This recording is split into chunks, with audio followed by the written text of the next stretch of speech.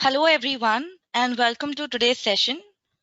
The webinar topic named Cyber Parenting, How to Keep Your Child Safe in the Post-COVID New Normal. I am Dhanushree Chamble, and I will be your host for the day. Our speaker for the session today is Dr. Anuradha Rao, founder of CyberCognizanz. Please note, the session will be in listen-only mode and will last for 40 minutes out of which the last 10 minutes will be dedicated to Q&A, requesting all participants to post your questions in the Q&A window. Should you need any assistance during the session, please use the chat box.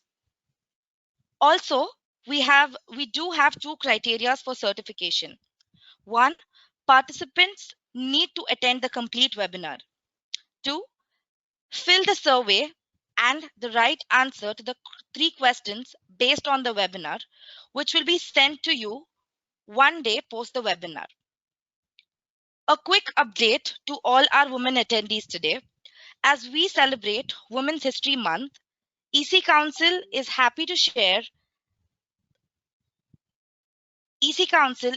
to announce that our women attendees can gain access to exclusive coded box bundle designed by global women leaders, Dr. Anuradha Rao, founder of Cognizanz, and Lisa, CISSP certified instructor of United States Air Force, which will be releasing soon. To do so, please make sure you attend the full webinar and fill in the survey. Talking about our speaker for today, that's Dr. Anuradha Rao. She's based out of Singapore and is an educator, trainer, researcher, consultant on cybercrime, cybersafety, and cybersecurity awareness. She works on issues related to new technologies and society, politics, ethics, and public policy. Her company name CyberCognizanz focuses on cyber safety and cybersecurity awareness on a wide range of issues, including cybercrime, fake news, and misinformation, and cyber parenting. Since 2009, she has studied, taught, and conducted research on the impacts of new media and new technologies on society, politics, and security at higher education institutes in Singapore, such as National University of Singapore, Nanyang Technological University, and Lasalle College of Arts. She is currently associated faculty at the Singapore Technology Institute of Technology, that's SIT, teaching cybercrime. She has a PhD in communications and new media from NUS and an MA in political science from Jawaharlal Nehru University, India. With any further delay, I would now hand over the session to you, Anuradha. You can take it forward from here. Thank you, Dhanushree, and thank you to Code Red and EC Council for having me on their amazing platform and giving me this opportunity to talk about a subject that I'm very passionate about. And looking at the number of registrations that we've had today from people all over the world, it's very heartening to see that the subject that is of great interest to me is also of interest to a lot of other parents around the world that are looking at ways to keep their children and their teenagers safer in the post-COVID new normal. Okay. So what are the key takeaways from this talk today? The first thing that I'd really like the attendees to go away with is to know the top internet dangers that your children are exposed to. One of the key aspects of cyber parenting is to be aware of the dangers in cyberspace, and then because you're aware of the dangers, then to know what to do to make your child safer. It's sort of seems quite commonsensical, but many times we are not aware enough to know how to protect our children. The second aspect is understanding what cyber parenting is and why it's important, because in many cases, parents are just starting out with understanding what to do about cyber parenting, and in other cases, that with parents who have younger children, they probably are just trying to figure out what to do right now. I'll also hope that you go away with the 5 key cyber parenting guidelines that I've put together. And this is something like a cheat sheet just to help you get started. For those parents that, like me, have been figuring out what to do over the last year or so, especially after COVID hit, some of this may be something that you're already aware of, but in other cases, it might be new information that I leave you with today. And finally, before we end the session, I will give you a few key pointers on how to get started with your own cyber parenting plan and how to put in motion the plan that you already have. So just a little bit about me, and Dhanashree already mentioned this, so I'm not going to delay the main content much longer, but what I would like to say is that the reason that I'm focusing on cyber parenting is because it stems from my interest in looking at the impacts of new technologies on society. Now, from my academic background, I'm a critical communication scholar, which means that I look at the negative impacts of technologies on society. We're always very quick to talk about the great empowering features of new technology, and it's absolutely true. The internet, social media has given us so many avenues to learn, to play, for our leisure time, for our self-improvement. But at the same time, if we don't question its impacts on ourselves, our bodies, our families, our employees, we really are not approaching it in a very empowering way. In fact, if you let the technology take over you, you are losing your power to the technology. So this is my way of trying to give people, and in this session, parents, the ability to take back some power from the technology that has seeped into our lives, especially with COVID-19. My company, CyberCognizanz, works on these issues, and I'm happy today that this is going to be the first time that I get to tell you about my website, and then I'll talk about that a bit later. So why cyber parenting? It's something that stems from a very personal need for myself to figure out over the past year or so what exactly to do to keep my children safer online. And I struggled with this. And this is despite me having an academic background in new media and technologies. And I began to think that there's a whole section of people out there, parents like me, that are trying to figure out what to do, but they don't really know where to go. And they may not really be aware of best practices. That being said, I have been following a lot of social media chats, and I have been talking to parents, and I do know that many of you are concerned, and many of you have actually put in place good guidelines already, and that is really heartening. So where I come from with this talk is to tell you how my personal challenges played a role in this, and then to assure you that there is a way that we can move forward with this together. So the first key takeaway and the first thing I want to talk about then is, what are these internet dangers for children and teenagers? For many parents, these dangers are a bit fuzzy. Sure, we know about some of the dangers that are more obvious, but there's a lot more hidden dangers out there. And this part of the talk is to try and get you to realize this cyber risk element a bit more. So let me begin with a statistic. According to the COSI report, which undertook a huge survey of children and teenagers across the world from 2017 to 2020, they found that nearly 2/3 or 60% of children in the age group of 8 to 12 years surveyed around the world, as I said, are exposed to cyber risks. That's 2/3. That's a huge number already. And these figures are higher for teenagers.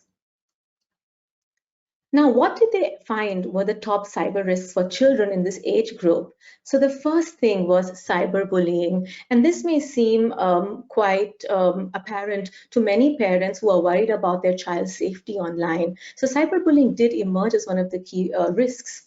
And they also had reputational risks, which means that things that children do online unknowingly to put themselves and their reputations in harm's way. This could be either sharing images of themselves, sending images or text messages with details about themselves that could be embarrassing for them later.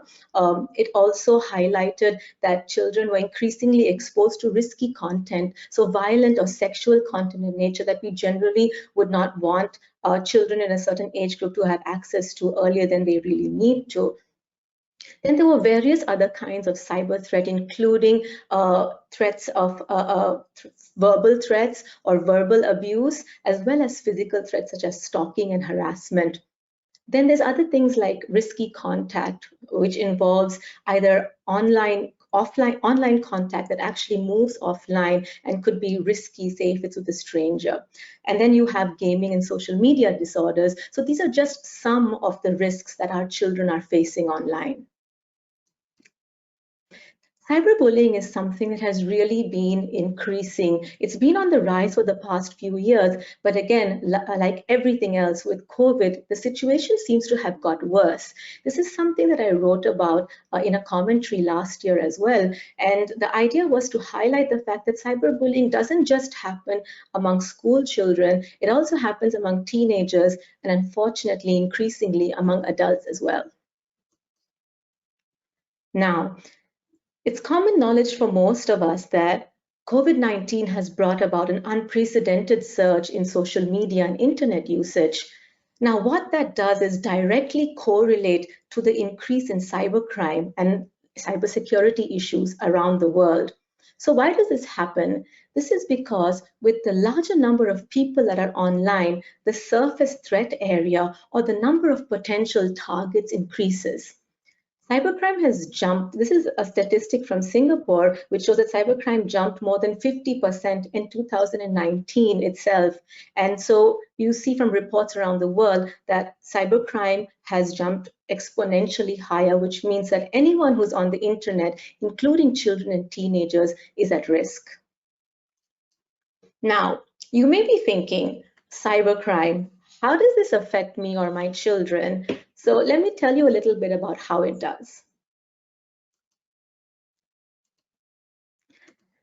There's a whole bunch of things out there that compose or that comprise cybercrime. So we may think of cybercrimes as just scams or identity theft, and cybercrime does involve scams and identity theft, but cybercrime also involves other things such as image-based sexual abuse, doxing, sextortion, and sexting. And if you look at the items that are on the left-hand side of my screen, at least, sextortion, sexting, doxing, these and image-based sexual abuse, these are risks that are associated more with teenagers.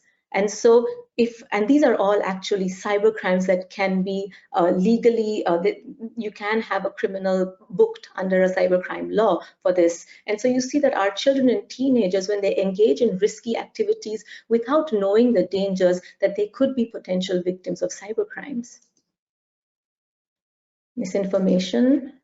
There's also something called online grooming, which is when an adult forges a trusting connection with a youngster online. And the intention when they're grooming them is to then engage in sexual encounters with them or to sexually abuse them at a later stage. You may be wondering, many of these are new terms, and perhaps you didn't know about them. So what does one do to really get to understand these dangers so that you can protect your children? And so what I've done in partnership with Code Red and the EC Council is to put together these two micro courses. One of them is all about cybercrime and youth, about how we can protect ourselves and our loved ones from the various types of cybercrime that occur nowadays. And the second one is cyberbullying in you, which is a very simple course. Both courses are under 4 hours, and both of them are aimed at empowering ordinary people. We don't need technical knowledge. What we do need is more awareness and the willingness to put in place small tweaks and changes in our lives to keep ourselves safer. And these will be presented as a bundle by the end of this month and will be available for people to complete and view and watch at their own time and space. So let's get to the main part now, understanding cyber parenting. What does cyber parenting really mean? Well, cyber parenting involves, as a parent or a guardian, choosing strategies and decisions about how your children or your wards interact with digital devices, how they use digital devices, and what are the kinds of rules and restrictions and monitoring that you do as a part of your cyber parenting responsibility. Now, the emphasis on cyber parenting, like any other aspect of parenting, is to ensure the safety, health, and well-being, both physical, mental, emotional, of your children. So that's where the emphasis should be. So let's start with the basics. What are some of the physical safety aspects that a parent should be watching out for? Well, you have the more commonly known ones, which is eye strain from being on the screen too long, posture problems, because children often don't use ergonomical equipment, and they're not really very focused on their posture. So that definitely takes a beating as well. In addition to the physical safety, you also have the mental, social, psychological, and emotional well-being aspects. What do I mean by this? Well, there's a lot of research that points to the fact that spending too much time on screen can negatively impact children and youngsters. And this is for many various reasons, whether they're being bullied online and it leads to depression, or whether they get too immersed and then addicted to certain types of technologies or apps. For these various reasons, we have experts, and whether they are people in communications or they're in the digital wellness area, that do stress that there should be limits, and there should be reasonable limits that are imposed on children to ensure that their health and safety and well-being doesn't suffer. Now, one of the aspects to consider is the age of a child. Now, there are several things to think about in terms of age. When's the right time to give a child his or her own device? So we've been noticing over the last few years that younger and younger children are getting their own devices, whereas generally experts agree that a good age to give a child their own mobile phone, for instance, is at the age of 12, because they're a little more mature and responsible. But that being said, if you decide to give your child a mobile phone and they're not yet 12, then you can consider some other factors, such as, are they aware of the dangers in cyberspace? Have you talked to them about cyber safety? Are they mature enough to keep their device safe in the first place? So you have different considerations before you hand your child a device, and that is one aspect of cyber parenting. Another aspect related to age is, when should a child have his or her own social media account? So again, legally, in most countries around the world, this age is 13. And I do know that that's something that's not often commonly known. And there is a reason that parents need to know this, because there are also legal issues involved in putting an underage child on social media or having their own account. So there's different elements to consider in terms of health and safety and well-being. Now, what are some factors for successful cyber parenting? Well, cyber parenting, like any aspect of parenting, is not a one-size-fits-all thing. There's just so many factors that can play a role, including the type of parent you are, the type of family you're in, what kind of child you have. But in general, if you want to have a successful cyber parenting experience, the first element is awareness. How aware are you, like I said, of the dangers posed in cyberspace, and how aware are you of what your roles and responsibilities are to keep your child safer? And in order to do this successfully, there needs to be a good amount of parental involvement. So the parents should know, as well, we can't always know everything. That's never been the case for parenting, but we can set a good foundation for which to begin this successful cyber parenting partnership with our children. And it is going to be a struggle, and we have to have a balance. There is a balance between structure, that there should be some amount of structure and discipline, but also children need to feel that parents are approachable and they provide them the warmth and support that they need, especially teenagers, because they're going through a hormonal roller coaster ride already. And as always, good, open, honest communication is key in ensuring that your cyber parenting journey continues relatively successfully. There will be bumps along the road, but these are some good factors to keep in mind. So these are some of the things that I've heard parents say when I've had discussions with them on their cyber parenting policy, or what they think about cyber parenting. And the reasons that many parents give me are very valid. I totally agree with these reasons.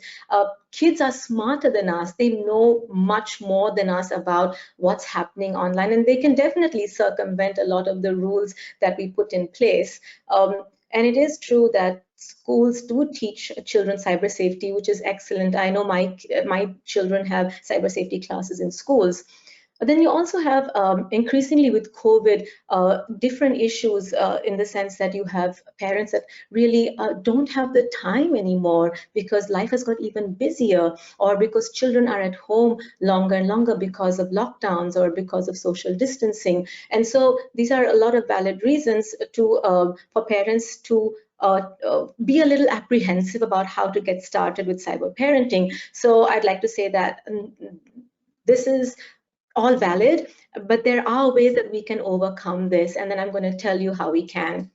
The idea is to choose an approach that works best for you and your family. And so if you would ask me personally, I would say for a younger child, it's excellent to be more hands-on and be a little more supervisory and be a little more in control with stricter timings. With older kids, once the foundation is set with them, it's good to have a little more of a balanced approach where you trust them, and but they also know that you know that they know that you're also monitoring them online. And I'll come to that later. And it's something that, like with any aspect of parenting, you fine tune based on all these other factors that I mentioned. So let's get to the part about getting started, right? So what's the first guideline? I'm going to give you 5 guidelines. The first is have regular discussions on cyber safety. So like I said, schools are increasingly talking about cyber safety awareness and cybersecurity. And so you can use that as a good starting point to continue the discussion with your child, or learn from events and talks such as this, where you learn from experts about little steps that you can take to move ahead. One important aspect is to make them realize that setting rules is for their benefit, and that you're not setting rules to restrict them, but just to keep them safer and happier and healthier online. One important thing when you're having the discussion about cyber safety, which should be done at regular intervals, is to tell them what are the appropriate behaviors that they should have online. For example, we need to be careful that they're not bullying others themselves, for instance, or that they are chatting with strangers and agreeing to meet them in separate spaces offline. So once the discussions have started, they are aware of the dangers and they will keep this at the back of their mind. Well, again, parenting rule number 1, establish, enforce, and reinforce the ground rules.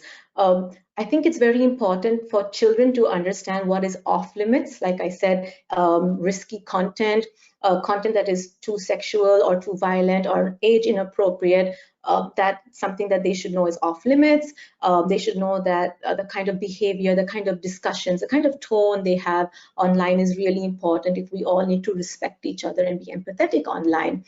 Another very important thing is time limits. I know it's really difficult. Social media is addictive, and a child doesn't have the ability on their own to understand this. And so as parents or guardians, time limits must be set, and it will be important to enforce these rules consistently. And I know from my own experience that it can be a challenge. And so what experts agree is that it's good to make children or teenagers sign a contract when they have their own device, especially because it helps everyone to understand what the set rules are in a household, and it should be very clear about what the penalties are for breaking these ground rules. So let me give you an example. So this is what my 13-year-old put together as her screen schedule. So we've sat and talked about this a lot for the past 2 years, and we keep revising this. And so if you can see, she understands that there are certain rules, and though I do get pushback, and more or less, I find that this works well for us. There's time limits set. Weekends are different. Weekends and holidays have different schedules, but this is a general typical school day. And then there's an understanding of what happens if you violate the rules that we both agreed on, and there's a signature put there. I'm going to put a date stamp to show that this has been signed, sealed, and delivered by the child, and she agrees to what she's put together here. And as you can see, rule number 4, there is also some off-screen time, so that there's time for physical offline activities. But even if you're stuck under lockdown and you can't really go out, you can schedule family screen time together rather than child individual screen time all the time. That's just a little tweak that you could make. So again, go with what works for you and your child, because everyone has a different set of issues. Some of you may find that this parenting schedule is too strict. Others may find that it suits them. So go with what works for you and find creative ways. I know it's difficult, but whatever works to reduce their screen time that they spend really alone. And once a routine is set, it generally becomes easier. And the idea is to try and make children self-disciplined and a little more responsible for their own device usage and their screen time limits. And as a parent, I think the last point is so important. Well, even the second last point, it's not something that you don't change over a period of time. Go back, revise the contract, figure out what's working, what's not. I keep doing this to see that if my child is pushing back on something a lot, then we sit together and we discuss what would work that suits both of us.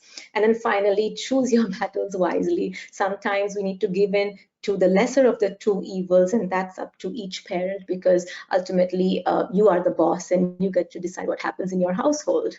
And I often get the statement that I am the strictest parent in the world and other parents just let their children do A, B, C, D. But when I've discussed it with other parents, apparently that's something that children say a lot. And so don't let that dissuade you. If your child says you're monster mom or monster dad, you still get to choose the rules in your house. And so choose what works for you. The third guideline is to get acquainted with their online world. Just like in real life, it's good to know who their online friends are, where they hang out, what they do, what they spend time doing, and it's good to bond with them over these activities. I find that knowing what my child is doing online and doing that with her, whether it's watching something on Netflix or reading something that she's writing on a fan fiction site, makes me a little more, much more comfortable with what's happening out there. And then it's easier to spot when a habit is turning into an unhealthy one, such as if a child is getting really obsessed or addicted with something that doesn't seem to be headed in a good direction, then I intervene. I don't always intervene on time. Unfortunately, that's a problem with parenting. We can't always be spot on, but when we notice something off, then we can get involved and do what we need to correct it. Fourth is to supervise your child's online activities. So again, this is in between this total hands-off and hands-on. What works for you would, again, is very individual, but I think some basic things is, and this is something that Professor San Lim wrote about recently. So Professor San Lim was one of my professors at NUS, and she's now at the SUTD here in Singapore. And she says something very, very useful, which is let children know that there is some level of monitoring. Don't do it surreptitiously as much as possible. Try to let them understand why you are supervising their activities, and they, just like you would or going outside, you would have to know their whereabouts, who they hang with, and the same thing is what you will have to apply to their online worlds as well. Which brings us to the question of choosing parental control software or apps. There's a whole bunch of them out there, and the idea is to choose again, which of these work for you? Where do you start searching for this information? Okay, so some of the places you can look at to begin with is credible websites. So websites from companies that work on cyber safety or cybersecurity companies, websites, say, from experts or community associations that work on cyber wellness. Look at parent communities. They all have resources that you can tap into that will tell you what parental software or apps work. Some of them work to shut a computer down at a certain time. With others, you can actually watch what your children are doing or what sites they are on, and it alerts you if they look like they're on a site that wouldn't be approved for their age group. So you have options to choose from. Some of them are free. There are, of course, many free versions. Like with any other software, the paid ones come with enhanced features. So do a bit of trial and error. You can also look at your telecom providers. So in Singapore, we have Singtel and StarHub, and they both have cyber safety features that you can choose, for example. So there are ways that you can find out what would work best for you. And finally, we have the fifth point, which is always applicable in parenting, which is to be a good role model. What does this mean in cyberspace? So when it comes to walk the talk, I think the most important thing is to understand what good practices are and to follow them yourselves. So for example, one of the rules at a dining table generally is no devices during meal times, or no devices during family outings, or no devices when someone is talking to you. So those are the kind of things that as a parent, if you enforce, your child realizes that you're doing the same thing and they emulate you. So that's one aspect. Then the other way to be a good role model is to really read up a bit more. And I know we're all busy, and so we have experts or resources that you can tap into, and my website and Code Red as one of those examples of tapping into knowledge that helps you to keep safer in cyberspace. And then the third aspect of being a good role model, and this is something that I've already talked about, is to spend a little more time whenever you can to navigate cyberspace together, so that it becomes something that you and your child can bond over and do together. And you can also understand where what is going to be good for your child and what may be something that you may have to wean them off. And finally, it's impossible, sorry, to stay on top of things all the time. And as a parent, I totally understand this. So what can we do to ensure that our cyber parenting plan is successful is just follow the best practices, and this is one good place to start. Lay the groundwork and then do the best that you can. Cut yourself some slack if it doesn't happen immediately. Children will always push back, and children will know when to use guilt or when to use different tactics to get away with what they want. We all know this. But I think it's important to make them understand the importance of these rules, their own responsibilities in keeping themselves safe in cyberspace, because those dangers that I highlighted at the start of my talk are not hypothetical dangers. They're real, they're out there. And the last thing that we would want is our child to be this kind of a statistic. And even if we do have a situation where our child falls into some sort of cyber trouble, there are ways and means of helping. It's not the end of the world, but prevention is better than cure. So understanding and empowering ourselves is the first step. And why I would suggest having a cyber parenting plan is that it should give you some peace of mind. And in this very crazy COVID age where we're going to continue to be online, I think peace of mind is something that is priceless. So how can you get started with the cyber parenting plan, or how can you put in motion a plan that you may have had in your mind, but you haven't put into paper yet? So again, start reading up on the resources that we have, such as the Code Red bundles that should be out by the end of this month. But also, if you log on to my website, which is cybercognizanz.com, and you scroll down, you'll find that I've got a cheat sheet prepared for you that will help you to get your cyber parenting plan into motion. And I think anytime you need help, or if you want to know more, drop me a line, and I'm happy to carry the conversation forward. So that's my presentation for today. Thank you very much. Thank you very much, Anuradha, for an insightful and informative session. I hope you all have enjoyed this presentation. A quick reminder to all the women attendees today: don't forget to fill out the survey after the session to gain access to the exclusive coded bundle box designed by global women leaders, Dr. Anuradha Rao, founder of CyberCognizanz, and Lisa, CISSP certified instructor for the United States Air Force, which will be releasing soon. This is our gift to you as we celebrate Women's History Month. EC Council University President Scholarship for Women in Cybersecurity.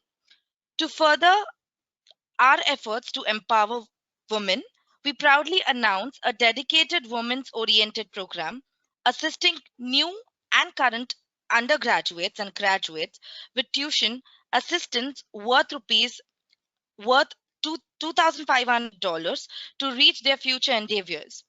Thank you so much, Dr. Anuradha Rao, for an insightful and informative session. If you are interested to learn more about our programs, kindly take part in the poll that's going to be conducted now. Let us know your preferred mode of training and we will reach out to you now. We will now have some Q&A questions that were sent during the presentation. So first question for us is by George Martinet. Anuradha, can we take up the Q&A question? Sure. Okay, great. The first question is, do you consider monitoring controls on phones and devices are suitable for child? Do you consider what controls? Sorry? Do you consider monitoring controls on phones and devices as suitable also for child? Yes, thank you for the question. That's something that I did cover a little bit in my presentation. And so I would like to say, again, it depends on the age of the child. Say for a younger child below, say 12 years old, if you have some other practices such as they don't have their own phone, or even if they have their own phone, they're only allowed to use it in a common area, such as say the living room or a place where a parent can keep an eye on them, then you don't really need to have parental controls or software. But if it's a child who is more mobile and an older child that is that you want to keep a little bit of a closer eye on and just be assured that, say, they're physically safe, then it would make sense to have some kind of parental control software, but it really depends on what your objectives are. I know many parents have it just to track their child's location to ensure that a child is physically safe. So yes, it depends on that, but I would say that is one way to go, but you don't have to start with that. You can start with laying the foundation first and then move on to parental controls if you feel that the groundwork you've laid isn't really working very well. Great. Second question, problem usually causes sometimes when your child knows more how things work than parents. Do you think it is a good idea for parents to consult a security professional for advice if there is anything regarding how to do or what to do if they are not aware? Absolutely. My God, children know so much more than us. They're much more aware of how different apps work, where to get different types of information from, how to use VPNs to circumvent the controls you have at home. So I think the first thing, one of the things you could do, yes, is definitely do try and talk with your child first, because again, like I said, that the communication channel should always be open. But if you feel that it's a stage where your own intervention may not be very helpful, then it's always good to talk to an expert, whether it's a cyber wellness expert or a cyber parenting expert, to get an idea about what you could do moving forward. It's always good to have help. I think also talking to a community of parents, say within your school, for instance. I know a lot of, in Singapore, we have WhatsApp chat groups amongst parents of a particular class. So you can tap into what other parents are doing, and that's a great treasure trove of advice from the community. Great. How we make our child aware about cyberbullying? Okay, so cyberbullying, I think it's one of those things that it's a translation of what has always happened as traditional bullying, but when it comes online, then there are different forms of it. So there's either flaming or there is verbal abuse, and I think the idea is to sit with your child and explain to them that there is a chance that if they post things on the internet, that people may be harsh and that they may have hurtful words said to them. So it's good to explain to them that this could happen, and to tell them what to do if it happens, for example. And this is my the cyberbullying course that's going to come out soon, explains all this with a parenting action plan on what to do to tell your child that cyberbullying is happening, but also what you should look out for if you think that your child may be a bully or may be being bullied. So there are best practices in place about how you can talk to a child and how you can intervene if your child is a victim.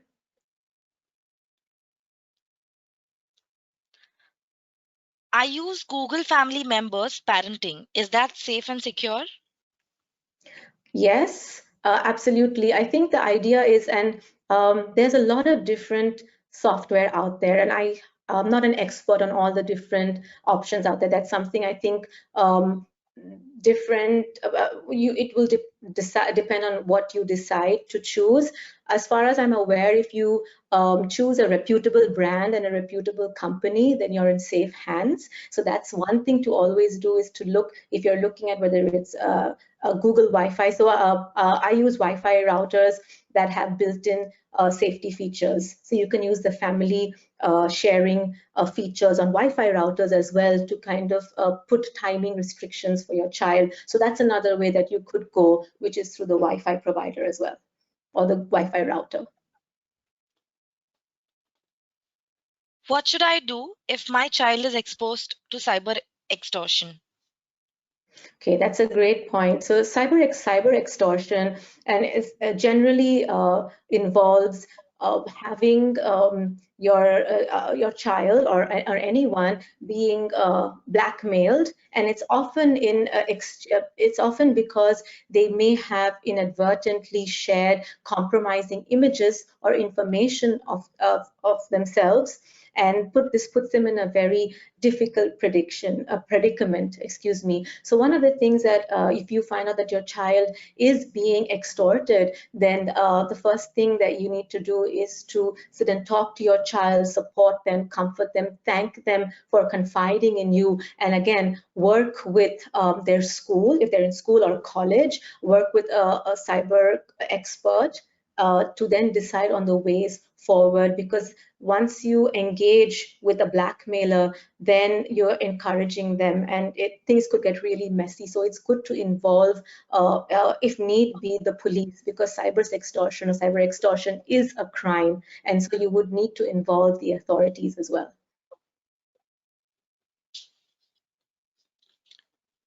I work in cybersecurity. How do I restrain myself to not getting overboard on restrictions, restricting internet access, and trusting my children as they get older? Additionally, at what age should I start loosening restrictions and giving them a larger set of freedom? That's a great question. It's something that I have grappled with myself. So I totally understand where this question is coming from. I think the enthusiasm when you know more is to want to protect your child so much. And I admit I did start out that way. And now that my child is almost turning 14, and I followed all the guidelines that I've put together, and I feel that she and I are in a good place for her to really understand her responsibilities. I think as they become 13, 14, 15, that you will have to release some restrictions, but that you can't stop supervising them. So there's less hands off, less hands on as they're older. So I would say 13, 14, 15, because otherwise they're, as we know, with teenagers, they're going to rebel. So ideally you put all this into place when they're younger, and so they take it for granted that, oh, okay, this is the way things should happen. But if it's for an older child, then yes, it has to be based on trust. It has to be based on communication, open communication, but you still have to do your supervisory role to a certain extent. Can I give my 7-year-old child the Kids tab for learning? Well, again, it's a good question. I think in the age of COVID especially, we can't avoid giving our children devices, especially for learning. I think the key is to figure out how much time you want that your child to be on this device? Do they really? It is a social. It is a age where technology is going to be a part of their lives, so you can't take it away entirely. But to answer this in a very quick way is yes, you can give your child, but again, follow the best practices. Set a time limit, make them take breaks because they're young and their eyes would need to adjust to the screen usage. And again, talk to them about, or don't allow them to have the opportunity to click on links or to go to, say, other sites in between that would be distractions, because distractions is a huge problem when children are online. We are looking at parents only at this moment. How would you articulate this with schools, teachers? How illiterate are schools about this?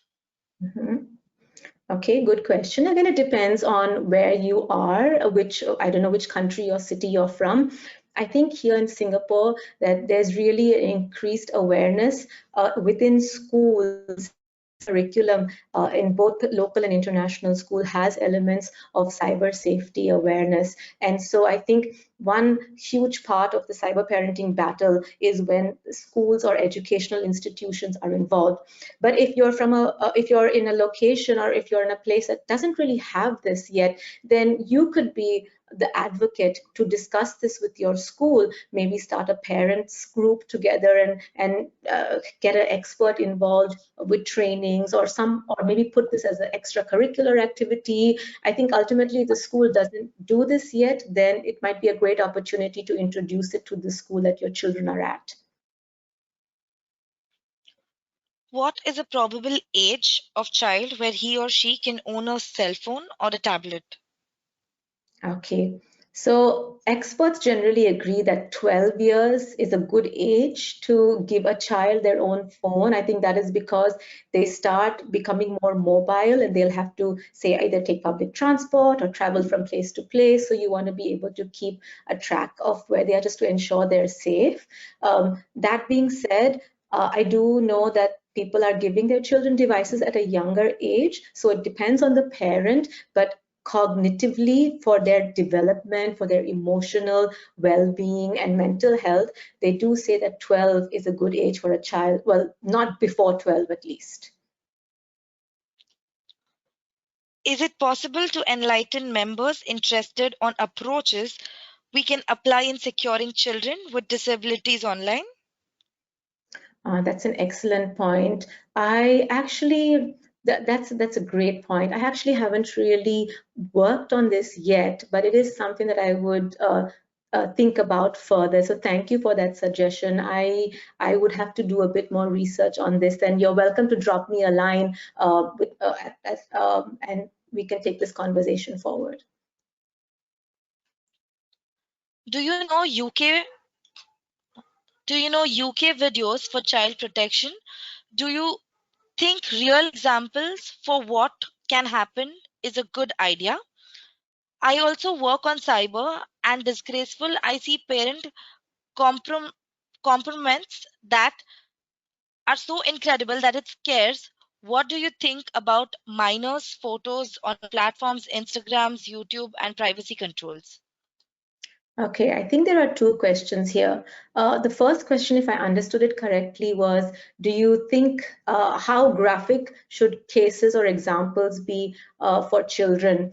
I think it's important to let children know the possible dangers and to tell them what has happened in real life and to use it as a teachable moment. So I do that each time that there's a case where some a child was in grave danger and was rescued, or something happened, I will use it as a teachable moment for my children so that they understand that this is happening in real life. And many times we tend to think, oh, it's happening elsewhere, it won't happen to me. But if you can use, like any aspect of parenting, choose the right time to slip it in. They don't like a top-down sort of preaching approach. So when you do have that teachable moment, that's a good time to use it. And there's a second question. Could you repeat that, please? Sure. Do you think real examples for what can happen is good idea? Yeah, so Do you that's think? the question I just answered. The next one. Okay. Uh, I also work on cyber and it's disgraceful. I see parent compromise that it is so incredible that it scares. What do you think about minors' photos on platforms like Instagram, YouTube without privacy controls? Yes, that's a great point. I think, again, like I said, usually social media requires children to be at least 13 before they have an account and start posting images of themselves. And I think one of the risk factors with social media is the more information you put about your child, the more opportunity there is for someone to be able to give or in other words, let me put it this way, the more you expose your child in social media, your child decides that they want to post pictures of themselves, the more likely they are to be at risk for some form of cyber danger. So posting images comes with its own set of dangers. So I would caution parents about having a good balance between how much a child shares their own personal information on social media and to keep some things private, and especially in terms of sharing images. A lot of images are increasingly sexualized, so maybe to have that conversation with children about what might be age appropriate. And I think oversharing in the age of social media is actually opening yourself up to more cyber dangers in many different ways. What will be the main issue that parents will face after COVID-19? What will be the new realities? That's an interesting point. Again, I don't know how long a post-COVID world we'll be able to get into, and it varies from country to country. So in Singapore, we already have at least some element of community, of being able to, our children are going to school, we're able to meet friends and family, and I know that a lot of people around the world, this won't happen for some time. So I think what we have to remember is that the technological intrusion, I say intrusion, or the role of technology in our lives is only going to increase for some time. And so even once COVID is over, however many years that is, until then, we're still talking about technology being used intensively by our children. And so I think we still have to tackle this issue because less technological future is not really immediately visible for us at this point of time. Hi, there are many games that are related to illicit stuffs. How to trace these and mitigate the risks? Can across games video like 666?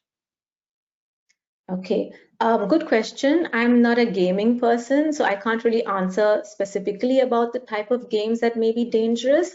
But again, as a parent, I'm sure you have a better understanding in terms of the what your child is playing. And I think with a little bit of research and sitting with that child, with your child, and maybe playing with them, you get an idea of whether you think it's appropriate or not. So it is a really important point to note that gaming dangers are come from several ways.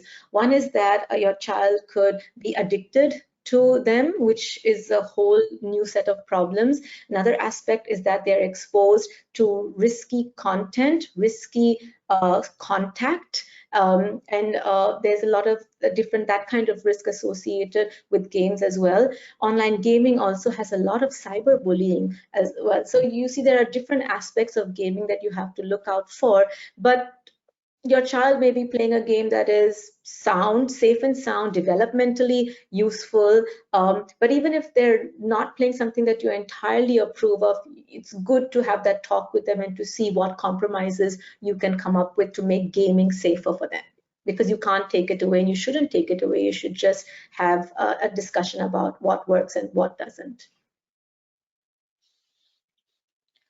Can children be exposed to social engineering attacks?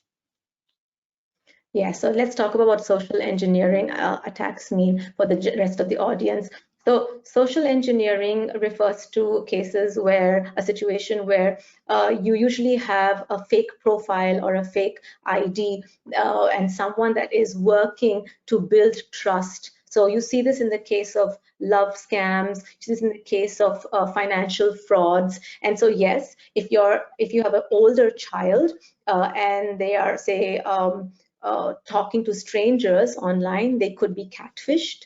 And this happens with social engineering because some teenagers, I mean, teenagers in general do want to establish contact with the wider world. And so they are very trusting. And so what happens is absolutely they could be a victim of a social engineering related cybercrime, whether it's a love scam or whether it's someone who's grooming them. So there are those dangers to be aware of as well. That's right.